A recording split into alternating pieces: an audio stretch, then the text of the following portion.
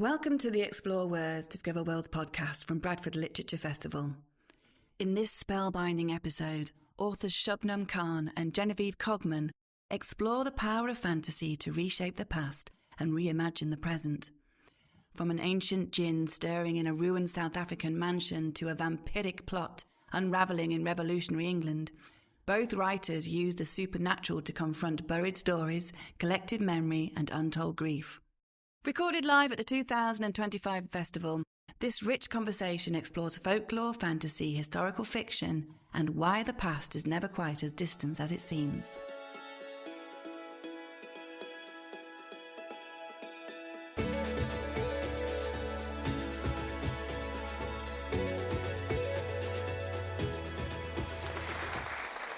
Thank you all for joining us for Haunted Histories. We are, as it promises, going to be talking about magic and memory, which I say like I don't remember that, and supernatural in fiction. We're also going to be talking about quite a bit more than that.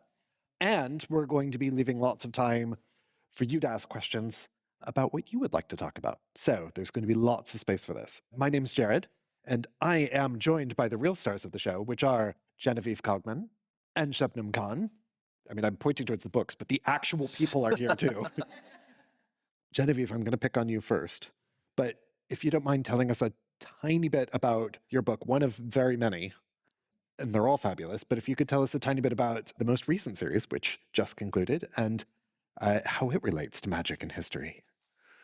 The book over there, Scarlet, is the first in the Scarlet Revolution trilogy, of which the third one just came out last month. It's about the French Revolution, which did exist, and about the Scarlet Pimpernel and the vampires, which, as far as we know, didn't actually exist. It's primarily a dramatic swashbuckler, but the vampires and later on the mages who show up are both, I suppose you could say, magical, or the vampires would actually claim they're natural. The vampires would claim, so they've been around for the last couple of thousand years, that they're a normal part of nature and society, and that paying for a bit of blood from their servants a couple of times a week is a perfectly reasonable thing to do. I mean, perfectly normal, socially acceptable. Vampires have lots of money, they will pay you money, and you will give them their blood. This is normal. Also, the vampires say. Seems completely reasonable to me. I've had worse jobs. Shubnum. So the Djinn Waits 100 Years is a book. It's set in an Indian Muslim community in South Africa on the East Coast, which I don't think many people know. It's one of the biggest Indian populations outside of India. And I mean, that's where I grew up and that's where I live. And it's about a young girl who moves into a forgotten mansion along the ocean. And there's a group of eccentric characters who live in the rooms. And she discovers that there's a grieving djinn in one of the rooms that's just grieving something. There's some tragedy that has happened in this house. And so as she gets to know each of the characters, she's trying to understand what is love, because she's a young girl, she's 15. I mean, that's what I think at 15 I was trying to do. So the character is trying to do this.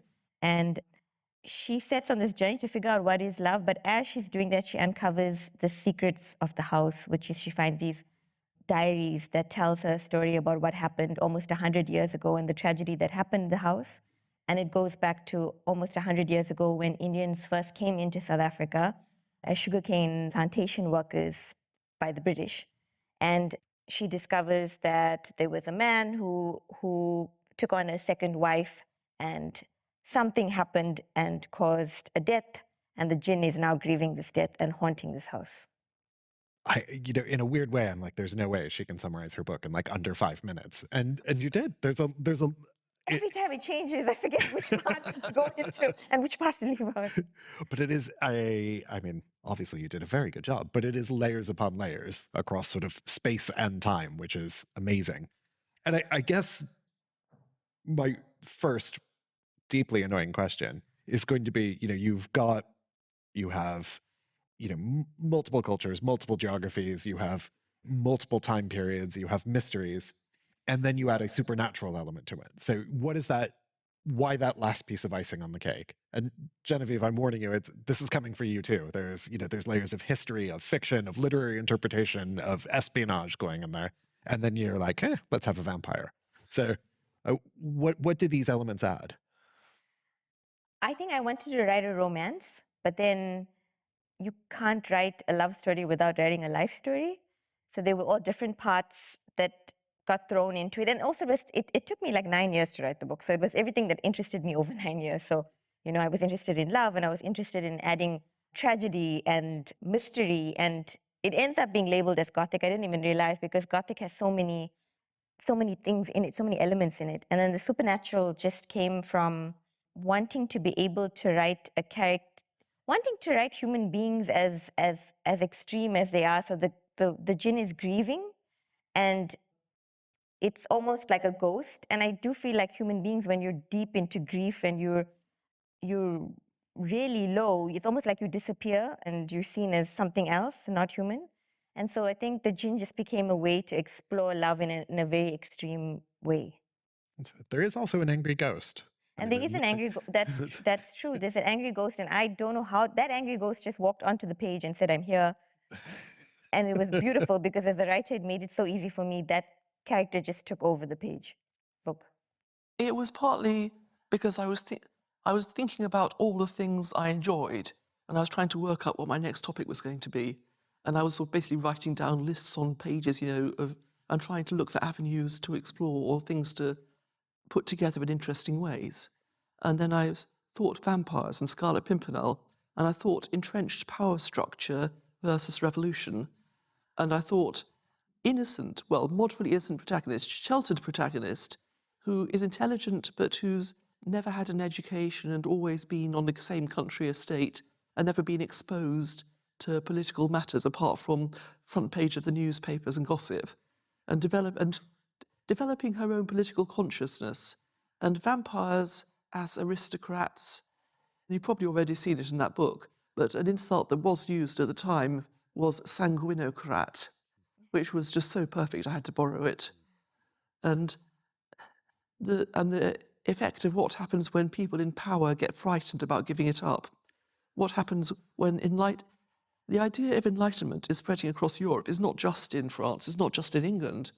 There are places across Europe, even further abroad, while meanwhile England is doing unpleasant colonising things in India and Africa and so on, so I will not brush over that. And people are developing new ideas. And when the people in power, even if it's power behind the scenes, are faced with that, how far would they go to shut it down? What might they do? What will somebody do to save themselves and everyone they consider dependent on them if they need blood to do it? That's fascinating. So it's beyond the extended metaphor, isn't it? I mean, it starts taking a life of its own, and not just. I also like to put it the fact that you said you started this as a love story, and you actually started this as a list of things that bring you joy. I mean, those are genuinely the sort of two emotions I got out of reading the books as well. That that Scarlet is deeply joyous, despite being about people bleeding to death in a revolution, or being bled to death.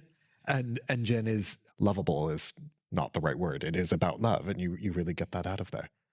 I do want to pick up on something you both have pointed out about the use of the supernatural. Like, at what point does having vampires as aristocrats, or Djinn or ghost that express the sort of worst of us, at what point does that almost absolve humans of responsibility? It doesn't. No, that was easy.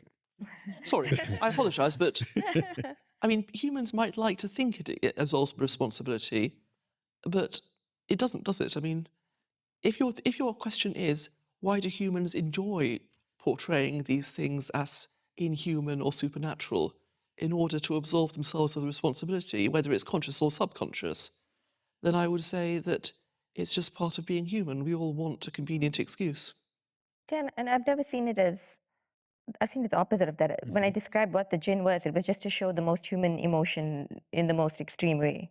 And how do you, when you're writing that, how are you careful to make sure that humans are still the ones with, I suppose, with the agency, and that we're not, especially when you're working with something that crosses history, making sure that, humans are still responsible for human decisions?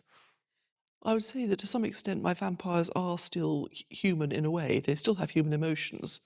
They still claim ethics, like the war cry of half the factions in my book is, I'm just doing this in order to protect the people I'm responsible for, and vampires as much as humans. And on the other hand, the vampires wouldn't be half as terrified about what human enlightenment is bringing, about change that's coming to the world, if it couldn't affect them. The vampires are sort of attempting to either hide themselves or portray unchangeable attitude that can't even be challenged, because they know all too well that the guillotine is waiting round the corner once the people start thinking about, just exactly why are they always going to be there in power, using the money, controlling the politics and so on. Why can things not change?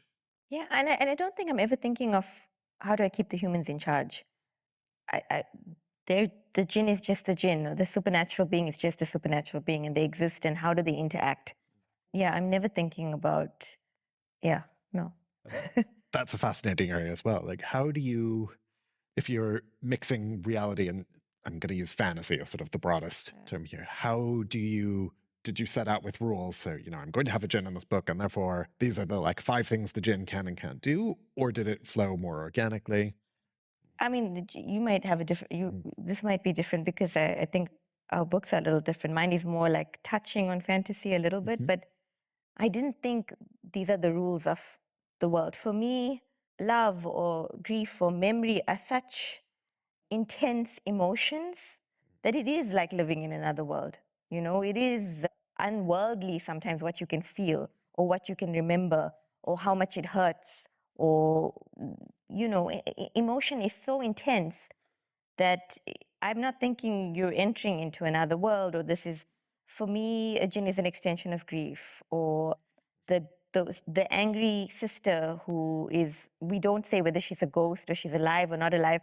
And she says, the sister asks her, what are you? And she says, I'm neither dead, I'm neither alive, I'm in between, I'm nothing, any of the things that you can define me by. And she's anger, or she's the thing that comes from guilt. She carries her, I'm not giving away too much by saying, but her sibling passed away as a child, and she carries this guilt that she was also supposed to die with her sister. And so we never know really if the sister is real or not in the book, but she follows her around. And the Djinn, even when the Djinn is feeling grief, it starts turning into the woman that it loves. So its nails start growing, and its hair starts growing, and its face starts changing, and its body and voice, and it walks around with a limp because she had a limp. And for me, it's just an extension of real life. The supernatural and magic and these things are just what we experience every day if we just think or feel hard enough about it. Yeah. Very nicely put. Genevieve. As you said, our books are very different in style and topic and basically what they're treating. So I did have to work out some details of what vampires can and can't do, because you're writing an adventure story about the heroes trying to escape from vampires. You have to work out a few rules. But as the plot goes on and the protagonist gets information from different sources as well as from her human and vampire acquaintances, she starts to get the impression that a lot of people don't really know what the truth is in terms of magic and vampires and so on. And the person who was her main teacher and who sort of said in absolute tones of this is how it is and this is how it works, was perhaps a bit either didn't know or liked to pretend she knew when she didn't know. And basically there is a lot more out there. And there's the fact that also when various characters find out about the whole magic thing, some of them go, aha, we are in a new era of science. This is something that would have been called magic in the past, but now it is merely a new facet of existence, like magnetism and hypnotism and whatever. We will simply have to find out how it works. And which is, so the author's attitude is one thing, the character's attitude is another. Very much like what would have happened at the time too. Either we're going to dissect her or we're going to dissect her for science. That's it. Well, the protagonist does get a bit twitchy when they talk about experiments. With good cause. How, the sort of dreaded research question, but I mean, how did you approach this? Both of your books take place in different times and places and are written, I think, incredibly respectfully, including to the sort of literary source material as well. How much research goes into it? What sort of digging did you do? So for me, it was a lot of oral history because we have 2 timelines. So we have the current time and then we have 1930s. And as a child, I would sit and listen to my grandfather tell stories about how he came to South Africa. So he would tell me about the ship. It was 1935. He came on the ship from India to South Africa, the journey that they made. I think it would play in my mind as I was growing up, this long journey, and his mother and him were third class. They were at the bottom and they would all get sick, and they would look at the people in the first class, and the food and the things that they would call out, like here's food for the Mussalman and here's food for the vegetarians. And he'd give like this whole journey of how he came. And when he came to South Africa, he'd put his mouth to the spout of the tap because they'd never seen running water in his village. And there was electricity and it was a whole new land that he could come to. And so a lot of it is this, part of it is this journey that the couple make from India as they come to South Africa. So that was more the research part of it. And then just in terms of jinns and stuff, I played into a lot of stories, again, I was told growing up, which was jinns like to catch you from your hair. So they come in through your hair and they like the ocean and the sea, and they like sitting in trees and watching you, and they like particular types of trees, and they like quiet places. And so that's why this house is haunted also by a jinn, because it's a kind of like an abandoned house. And jinns can fall in love with human beings, which is something I used in the story. So a lot of it was just oral storytelling growing up. And then just technical things in terms of like in the 1930s, you know, there's a scene where someone goes into the ceiling. I was like, oh, did they have those pull down stairs at that time? Oh no, they didn't have it. I missed it by a few years. And you can always change it, you're the writer, but I try to keep it historically accurate. I like the kind of songs that were playing at the time. It's very interesting also because I never realized, but the songs that you use, some of them are copyrighted. You can't, unless they pass a certain year, you can use them. But if not, then you have to try to approach somebody. And that's such a long story. And that's up to the author. That's not the publisher who does it. You have to try to approach people and ask them, can I use these lyrics from this song? Can I, I'm just a little author. Please just give it to me for free. Yeah. So those kind of things. I published a story once that had a lyric weirdly reminiscent of Britney Spears in it. And there was sort of like, what is the minimum viable number of words you can use that make it sound like a Britney Spears song without it actually being a Britney Spears song? I'm sure we were wound up on the right side of that. It just hit me. That's right. Just one, the word one. And was there a house? Did you have the house in mind? Because the house is such an amazing character in and of itself.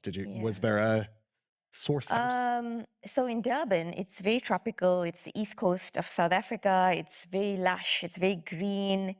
And there was one stage, I think, in the 80s and 70s and 80s and I think this is in a lot of cities, actually. There was a very grand time, so you can see all that architecture and the kind of money being pumped in. And then I think from the 90s, the municipality just went down and everything went down. And because it's so green and lush, it's like almost like the green is trying to take over, and you see these grand buildings with this green like sort of taking over, and this lushness and deterioration and breaking down. And it's so apparent everywhere you drive. So there's not one specific building and my father's an architect also, so he talks about buildings and he talks about designs. And so I think all that driving through all this kind of deterioration of buildings, grand buildings, and the greenery, and my father designing buildings, ultimately had to write about a house that is alive. And it very much is. So back on research and source material. So there's the Baroness Orczy. Is that how I actually... The author of The Pimpernel is... Baroness Orczy, yes. Orczy, okay. I actually dedicated the third book to her. I had to write out her full name, also known as Baroness Orczy. Really? Because, as I put it, even though I have done dreadful things to her characters and stories, she wrote them first. So yes, I did reread a number of the Orczy books, and some of them are the sort of thing which when you're being tactful about it, you say a book of its time in terms of how it deals with anything other than white men or anything other than England's political system. But yes, I was rereading those. I was going various other books on history, culture. I was rereading a fair number of my Georgette Heyer historical novels. Yes. Because while she is about 20, 30 years later in terms of the period she's set in, they're excellent for general feel, cadence of speech, and general attitude. Even if I would have loved to have had Sir Percy be a member of the Four Horse Club, but alas, that was found a bit too late, and that's the sort of detail people will spot. So loads of that, a certain amount of online facts, like trying to find plans of the Louvre, or older books, trying to find a map of Mont Saint-Michel, and books about how the stagecoaches worked. Public stagecoach, you pack about half a dozen people inside, you pack about another half dozen on top, along with all the luggage. You drive between inns, you change the horses at inns, you pray there aren't any accidents, and you hope the weather is decent, especially if you're one of the ones sitting on top. And at what point do you stop? I mean, it sounds like you know, and I suspect many budding writers wind up in the loop where they just research infinitely and never actually say, you know what, I need to stop and start creating my own world out of all of these inputs. I would say that you just have to, you can't, there's a, sorry, I beg your pardon, being wobbly here. The thing is, you can put in too much detail, absolutely. This is something that I'm sure you all know. You've all run across historical fiction where the author was just having a wonderful time throwing in absolutely everything they'd read or researched, and one just ground to a halt on the icebergs of it. And sometimes you want to throw in the historical detail, like, oh, this is an optical telegraph, we have just invented it. It can send messages across France in a couple of hours. To which the protagonist goes, you have to be joking, that's totally ridiculous. How can such a preposterous thing work? And then there's stuff where, if you like, if you imagine a sort of television camera playing over the background detail before getting to the action, you might throw in a couple of historical points like chickens in the inn yard, or people wearing red, white and blue rosettes, sashes, nobody without something like that. But it's not something you're to focus on in detail. And there's just sometimes where you have to bear it in mind as something the characters would have thought of and been informed by, such as beliefs, religion, attitudes, what they swear by. The fact that the Mont Saint-Michel was being called Mont Michel at the time because they were getting rid of all that annoying religious stuff. And you just have to sort of drop it in and let the reader pick it up. I mean, Heyer was brilliant at that. Heyer just wrote and you just followed along, caught up in the wash of it, and I'm nowhere near that good. I wish I was. I do think some authors are very clever about it. I can't do that, but they have. I read a book recently, Wild Shores. It's a beautiful book that came out this year, I think. Something with wild shores in it, but it's different perspectives of each character. And it's set in a lighthouse on an island, and the one character is a little boy who loves science, and so his chapter is always about like facts about nature and the dandelion and the way it travels, or certain animals that you find along the ocean, or detailed things that obviously the author was enjoying knowing these things and giving these facts, but because we took it as the character's trait of just like offering these pieces of advice, it seemed naturally part of the novel, but the author had done it in such a great way that you got these great chunks of facts in between. And we were like, oh, it's just a little boy because he's fascinated by the world. It was quite interesting. Yeah, all the way Ursula Vernon writes. Have you read Ursula Vernon? No. She's written a load of stuff that sort of goes across fantasy and horror and historical horror and children's fiction. Brilliant writer. Also writes as T. Kingfisher. And there's yeah. Have you read the? Yeah. I know that name. I'm familiar with that name. Yeah. So it's in the historical horror, the What Moves the Dead ones, where she just sort of manages to throw in historical background and her own background incredibly well, and sort of thing just leaves you slightly green with envy because you wish you could do it that well. Yeah.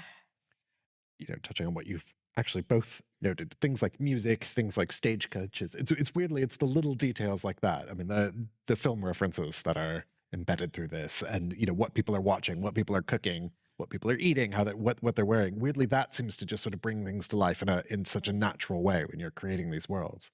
A friend also once told me that people will notice small things being wrong much more than they would notice big things being wrong.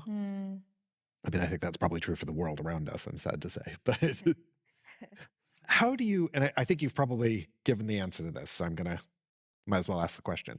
But how do you, when you are writing, 1790 or based on a book that has values that might be slightly out of date from where we are now, or if you're writing 1930 and sort of facing the similar, how do you keep from, almost putting the author's own contemporary values into the book, or what is the distance that you want from that to, be authentic to the source or to the history, but also almost bring it up to date, I suppose.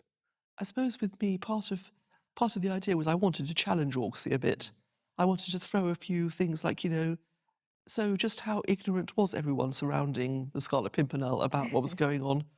Were all the rescued brides really totally ignorant of the fact that the guys they'd rescued were part of the League of the Scarlet Pimpernel and so on? Things like, was Lady Marguerite really just going to sit in the background for the rest of her life? So I suppose part of the way so while I didn't want to keep it exactly as it had been, I managed to work off some of my own feelings by throwing a few thoughts about it in there, but I tried to keep it in character. Like, the protagonist is not suddenly going to develop into Buffy the Vampire Slayer.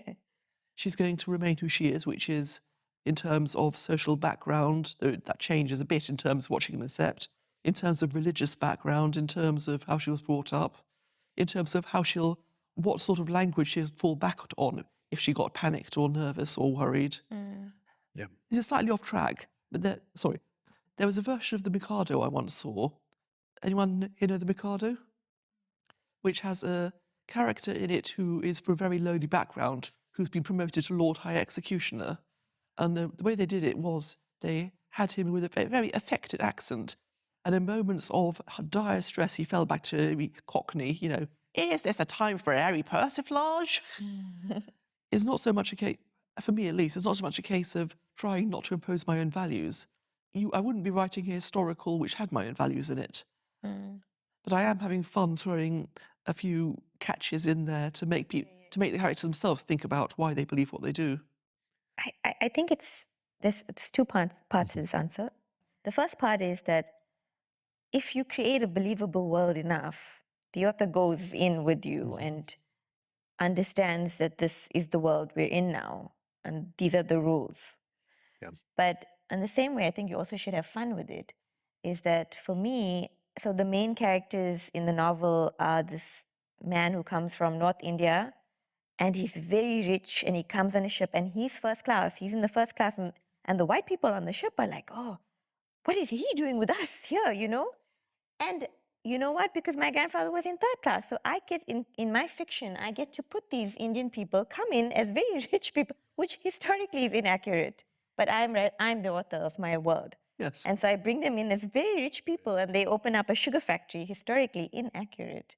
They open up a huge sugar factory and they start employing people. And so that's how you deal with it. You have fun with it and you take control of it. And the rules, it's fiction. You can do what you want and make it fun and tweak history. Yeah. Besides, there's nothing quite like having an annoying character who's being the mouthpiece for some of the more irritating things, sort of slapping them in the face with something, isn't it? Yeah, exactly. Like that. I do want to briefly touch on the idea of memory as well. I think so. Very tenuous connection between the two books, but in both there are sort of almost objects that hold memories. And I'm fascinated by that, just as a concept. And I think you also touched on it with the idea of, Djinn-like forgotten places. And they're sort of the most comfortable there. And a house full of sort of broken and forgotten things. I think it's like a 13th century manuscript that's hiding in a wine cellar that contains untold magic in a way. So I love the idea of sort of objects that hold memories, and I'm wondering if you have any in your own lives. Sorry, that you probably did not see the end of that question coming, but sorry, I'm trying to. I have to admit, I don't usually think of it that way. I mean, when it comes to the copy of The Lord of the Rings I was given when I was 7 years old by my parents, which I still have and which I regularly reread, and every time I pick it up off the shelf, I can't help thinking, yes, this is my copy of The Lord of the Rings. This is my own link to a lot of things. Is that the book that in 600 years someone's going to pick up off the shelf and be possessed by the spirit of Genevieve Cogman? Not exactly. I mean, to be honest, I'm sure your book is different, I know, but in my book, it is not a good idea to be linking your spirit to something and then going into hibernation about it. As one character puts it, everyone who's tried it went mad or was an insane ghost that had to be exorcised. The characters who did do it did it out of desperation, and at least one of them is relieved to finally be freed and leaves with a comment of, Lord, into thy hands I have said my spirit, and so on. So it is a thing that can be done, but in this particular series I was writing, it is not a very good thing to do. So we should not open the Genevieve Cogman Lord of the Rings, is what you're saying. Not unless somebody locked me in the cellar to start with it Yeah, first. fair. But that's the thing, different settings, different ideas, different ways of handling it. I think, I mean, that's a great question, but you should have given it to me beforehand. Yeah, So we I should have should've. given you a great answer. I mean, there's many objects that I have, but I do believe that objects have, I think so. It's why I don't like, I know it's bad for the environment, but don't like thrift shopping because I really feel like there's a spirit of something in there. I wouldn't keep like plants in my room at night. I'll keep them outside my room because I don't know. They were outside and who knows what went on them. And I don't want it in the room at night with me. So I do have all those kind of beliefs, like even inanimate objects. I won't talk about my laptop. If my laptop is behaving badly, I'm not going to talk badly about my laptop in front of somebody. If the car is if the car has a problem, because the car for me, on some level, I know it can't hear, but on some level, Oh, yeah. I'm going to cause trouble with the car if I talk badly about it. So I always have those things. I hate saying good things out loud. I just always have these little things which make life so hard. No, we never offend our cars. That's very important. And They hear us. Or like when you filled a bag full of shopping and you're going, stay, Yes. while you reach for something else. That's exactly right. Can I ask a much easier question, which is what are you working on now? And what's coming next? How is that an easier question? I mean, that's a lot easier than, if we had to stick your soul in a book, which book would it be? I mean, that's I'll think about what's my favorite object. Fair You enough. can talk about- At the moment, I'm writing a new trilogy. It's basically Centrinians crossed with demon summoning. And the protagonist is the new Latin teacher, who is trying to come to terms with her new school and is in heavy denial. I said, surely the girls must be joking when they talk about burning the place down, right? She was a bit desperate for a job when the headmistress offered her one. That's fantastic. Are you on the 9-year journey for the next book? No, Good. for sure. But Excellent. it's still too early in my new project to talk about it. Like Fair I said, enough, I yep. hate talking about things that I might bring bad luck onto, so I don't want to. But Fair enough. Yeah. It's too early. It's what, 10, 20 pages. Come on, no. Yeah. Well, I've been working on mine for about 10, 11 months now. So Yeah. so I can talk You know, about mine. you're fine. You're fine. Yep, I'm fine. I do like just to steal a quote from you on the objects, which is, I think ghosts are as real as we make them, which I think is true. So if we do speak ill of our laptops, they will hear us. Yeah, I mean, I our think ghosts that's are as real absolutely right. as real as we make them, yeah. Genevieve, we had mentioned this ahead of time. I'm going to quote you back at you. It's really quite fun, the power. Right.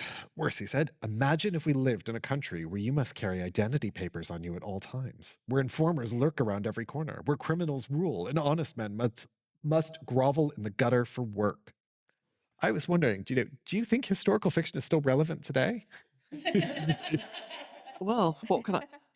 Clearly, my stuff is purely historical. It has absolutely no relevance to any current country or regime or place or time. I suppose the thing is, history does come in cycles, though, and quite often attitudes, even if the exact circumstances may change, attitudes may recur, laws may recur. The attitude of governments towards people below them will definitely recur, and the attitude towards rich people in power when faced with people who want them out of power will definitely recur. I mean, they will find different ways to phrase it, but when they start, as they did in the 1790s, cancelling habeas corpus because of the threat of revolution from France, well, some things just recur, don't they? It's very true. And I mean, obviously history is recurring within that volume as well. I think it's, one of the, again, tenuous connections, but both books take place in sort of uncertain political Climate. Yes, thank you. There we go. But in both, there's sort of that lovely, and I kind of hate the phrase "found family," but both of them, they are, almost the solution is the sense of community, and getting agency that comes out of that. And I mean, I'm sort of just hoping you have something really inspiring to say off the back of our tense times. But mostly, I wanted to say that I really appreciated that in both of them, that there is that sense of agency that comes from people finding one another and building their own solutions to difficult problems. So thank you both very much for that. And they are absolutely lovely books, also filled with joy. Say something about the Djinn. Please, let's Why say it something was, about the Djinn. just to say, because I think it's always important, and especially I don't often speak in. Actually, it's the first time I'm speaking at a festival in the UK. Yeah. So I wanted to say something actually about the Djinn was that the reason why I wrote about the Djinn, part of it, was also because it's so been overtaken by the West with the genie, which is so different from what I've been taught and from the origins of the Jinn from the Quran, which is nothing like the genie in the West or the blue genie or the genie that grants you wishes or that you rub the lamp. And it's been so taken over. And I think because it was such a taboo kind of thing to talk about in our own cultures, because it's a scary thing and it's a dangerous thing, that it just got taken over by this and it became this blue genie that you grant wishes, which is unlike anything where its origin is from, which is that it's a creature made of smokeless, this is mentioned in the origins, made of smokeless fire. It's a race of its own. They will get questioned on the day of judgment for their bad and good deeds. They can fall in love with human beings, which is what happens with this Djinn in this novel. But it was really important to me to write a story where I kind of took back, or I mean, on all writers, take back that culture that was kind of stolen. So it was important to have the Djinn also in the story. Oh, Yeah. and thank you for that. I love it. I mean, the Jinn's a powerful character, but also just a powerful cultural Yeah. existence that needed to be reclaimed. Yeah, bravo. Questions from anyone else in the room? Now that I've gotten to indulge my curiosity. Yes, right there. Hello. Mine are basically both Shubnum. I'm sorry if I've said your name wrong. Perfect. So over the course of writing a book over 9 years, because I'm writing my own book at the moment and it's taking a really long time, do you worry about continuity when you're writing over such a long time period? And then my second question is, how do you walk the tightrope when you're trying to do a folk horror story, when you're trying to maintain the realism but also having those horror aspects without it seeming theatrical? Do you have any tips on maintaining that aspect? So to the first question about continuity over a long period of time, you're not thinking about continuity over a long period of time. You're just thinking about, oh my God, am I going to finish this? And I just want to finish it. And please let me finish it. And please let this, you're not even thinking, will there be continuity over 9 years? I was only thinking about, when am I going to get this damn book done? So I didn't think about that. And also, when it does become a publishing deal and you have an editor, it's an amazing thing because then you're suddenly a team and they pull everything together. So things you'd forgotten and things you might not be seeing anymore because you've been working on it for so long, your eyes are not fresh enough to see it. They sort of pull it all together and say, like, bring this, bring that. And I always describe it as like it's a house, and my house was too overgrown and there was grass and branches and no light was getting in. And my agent and my editor came in and helped me clean that house and break and cut and everything until the light was in the house and we could see into the house. So don't forget, like, there'll always be help in the end. So it's, yes, have hope. And then the second thing about realism and magic, Horror. I think it's similar to the answer I gave you earlier in the sense that you create the rules for the world. So your book will have rules. And when you break the rules, that's when you're kind of, the relationship between you and the author get stressed. So you have to keep a very consistent world. So and a style also helps in telling that story. So it's just about feeling confident in your voice, which I didn't feel in the beginning of my novel. And it showed because at the beginning, nobody wanted my novel at the time. It did sell later on. People wanted it when I knew my voice and I knew my characters and I was strong and I felt confident about it. But when I wasn't sure about it, and you'll know it as a writer that this feels shaky. I don't feel confident in my characters and what they're saying. When they're talking and their dialogue is coming up, it's not sounding right. When you build that over, and that's the great thing about a long period of time, it does eventually come. The characters will make you laugh with what they say because then you know them so well. Genevieve, can I throw the continuity question to you? Because especially across a long series and trilogies, I mean, how do you keep everything straight? I didn't have so many continuity error issues for the Invisible Library series because I had a fairly tight inner cast for that.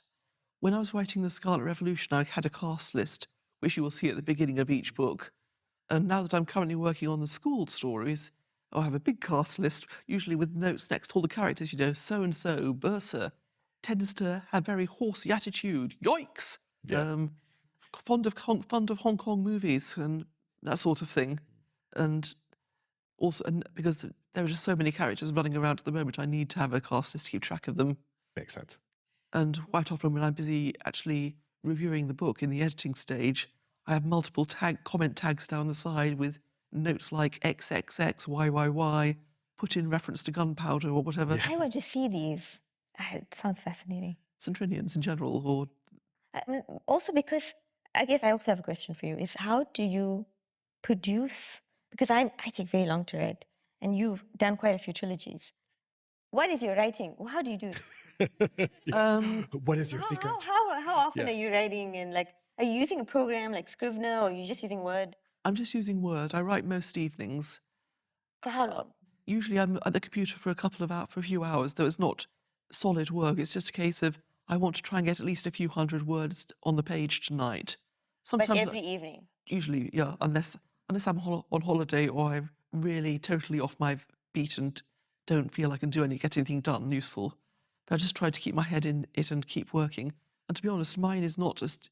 Yours are much deeper than mine. Mine are a lot more adventure romps. But yours is so detailed. I mean, the detail. I'm not too bad at picking up, absorbing stuff and then regurgitating it. Genevieve, you've got a writing background as well before novels as well, weren't you? I used to do some writing for tabletop role-playing games. I don't know if you know any tabletop role-playing games. I mean, that was my dream job and probably still is, so Yeah. that's quite cool. I got into that by accident, but I ended up doing some freelance work which means basically they pay you for the chunk of it and that's it. For Steve Jackson Games and on the Exalted line. And before that, I was writing loads and loads of fan fiction, which is still out there somewhere. Oh. Fan fiction for? Mostly. And what was your username? Okay, I'm not sharing my username. I was writing for Bleach, Get Backers, Sayuki. Mostly manga and anime stuff with a few crossovers. I did one Doctor Who Bleach crossover that never got finished. It never got finished. Aha. So Put it this way, if you ever do find my stuff and you might recognise the style, that's as far as I'll say. brilliant. But I just basically used to spout out loads and loads of stuff. When I got down to actually having to write to order and to a schedule, it's become a lot more... I can sort of produce more... I can produce it on sort of keep up to the deadlines, but I find I don't tend to be spouting out as much random stuff these days as I used to. Though I do still daydream a lot. And do you make a lot of notes? Like handwritten notes? Like, do you have notebooks? I have a notebook, but it's more a case of scribble down at the time and then use immediately or put in the computer path for later. I have to say that if I'm in a work meeting or something, the margins of the notes tend to have loads of comments like, at this point P enters, and car chase, and flaming leopard and stuff like that.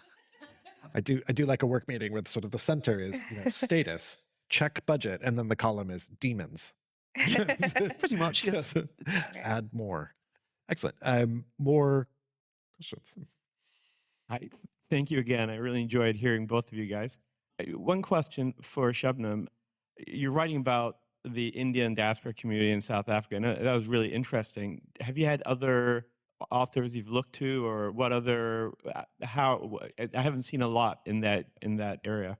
Not in South Africa, I mean, they are, but I really like what changed writing and making me realize I can create my own world is I read Arundhati Roy's The God of Small Things when I was like 21, and I was like, oh my God, I can create a world with language, and it doesn't have to have rules. It can just, I know I said earlier you must have rules for your world, but I mean, you can just, you don't have to be, it doesn't have to be a story that goes from beginning to middle and end. It can just be you talking about life and how it is to live life. So I always say like Arundhati Roy was like my biggest inspiration for writing. Like she just did what she wanted to do. And as a writer, you just want to be that free to be able to just tell your story how you want to tell it. Yeah. There's many South African Indian authors who have written, not always published outside of South Africa. It's really hard to get published outside of South Africa. I mean, even for me to be, it's a very rare thing. For some reason, it's very hard even to get agents. If you're in the African continent, it's a very difficult thing. So, but they are. I'll have to ask you for an author list later. We'll give you. Other questions from the room? Right in the front. I'm sure you have your own unique takes on this. Every author, I'm sure, does. But do you have a particular process in creating and developing your own characters, whether that be human or non-human? Usually, when I'm starting a scene, I have a vague idea of who the characters. Right at the beginning of the story, I might know who some of the characters are, but not have the others defined yet. Like I might have, okay, the protagonist, the antagonist, several subsidiary characters, and in the current thing I'm working on, the school story thing, and several of the members of staff weren't filled in yet, and or need at this point to have antagonist fourth year pupil who will be annoying and turn out to be dangerous, and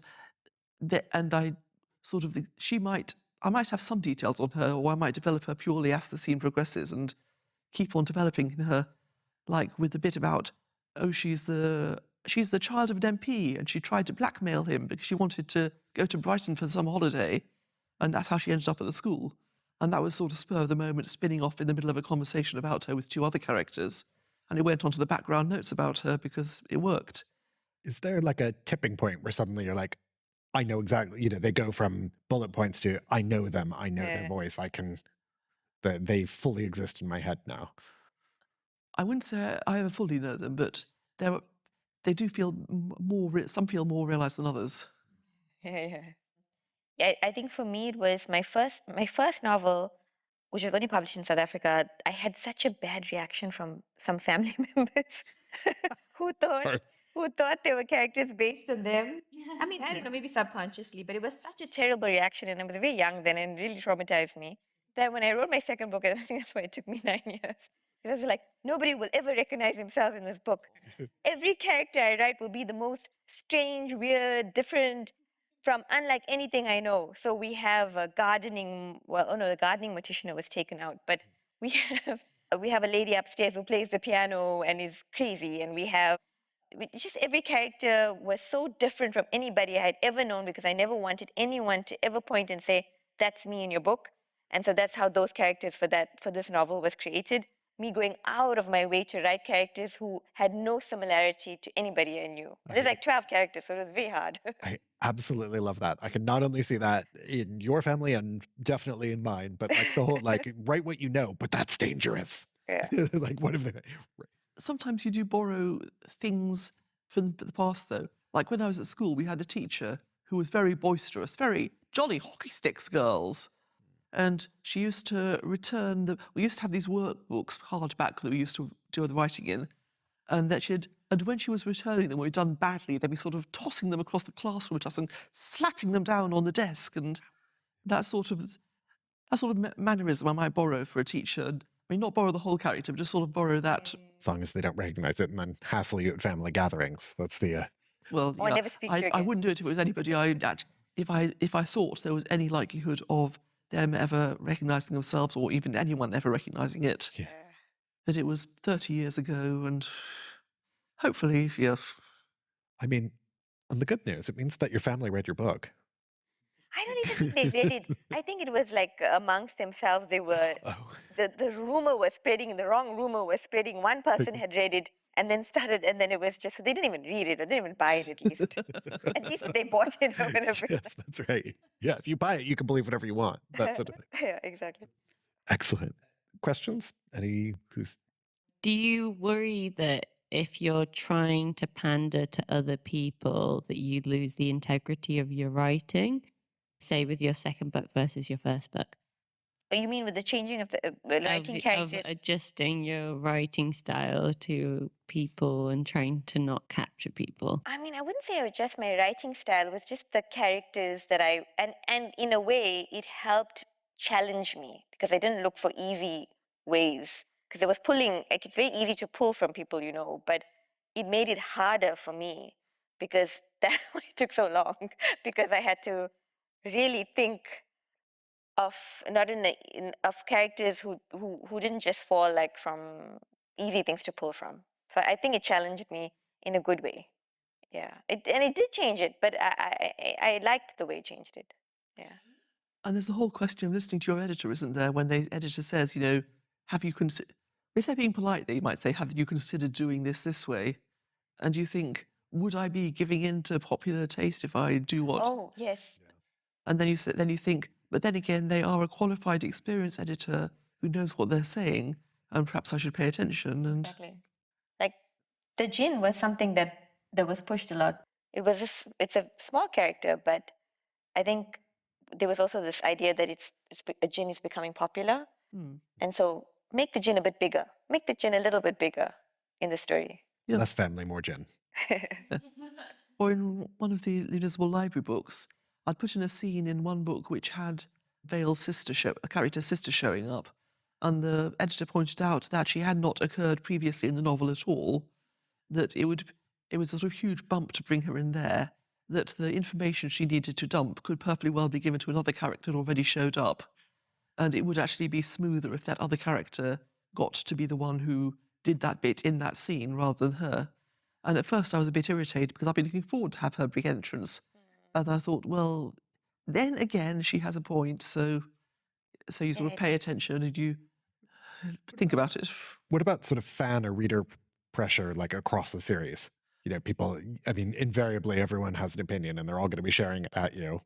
I think I've been fairly lucky so far in that I have not had anyone come to me and say, so-and-so, X and Y should be together. I have no objection to them writing their own fanfic about it. That's what fanfic's for. I just can't read it. I mean, this is an author thing, isn't it? Because if you ever look at somebody's fanfic and then years later you write something that might be anything closely relating to it, or even just dealing with the same two characters, they might raise their hand and go, "You stole that from me." Yeah. And the only defence an author has is to be able to say, "No, I have never looked at any fanfic," that's partly why authors don't read fanfic, I'm afraid. Yeah, but I do appreciate that question because you're always constantly, it's either you edit it or you're trying to write against something, or there's what is fashionable, or what does my fans want, and you have to constantly think. And because, like I say, as being a writer, you have to think, what is my voice and what am I doing? But there are all these external things, and the marketing, like this would be marketed more, this would sell more if I write more about this. So it is a tough question that you always have to face when you're writing. I did think in the first place in the Pimpernel books, shall I go with a standard romance or shall I go with something a bit less reasonable, a bit less unusual? I ended up going with the standard romance and with the two female characters going, sort of we shall be friends and sisters forever. But it could have gone the other way. I mean, just in the end, it felt more like the original to have the protagonist and the main character wander off into the sunset together. But I did consider it. Before we wander off into the sunset, see what I did there? It's very good. Let's give them a big round of applause. Absolutely.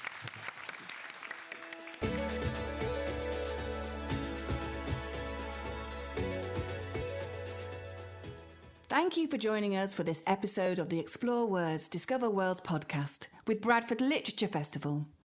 If you enjoyed this episode and you'd like to help support the podcast, please subscribe, share this episode with others and leave a rating. Mark your calendars for the return of Bradford Literature Festival, Friday the 3rd to Sunday the 12th of July 2026.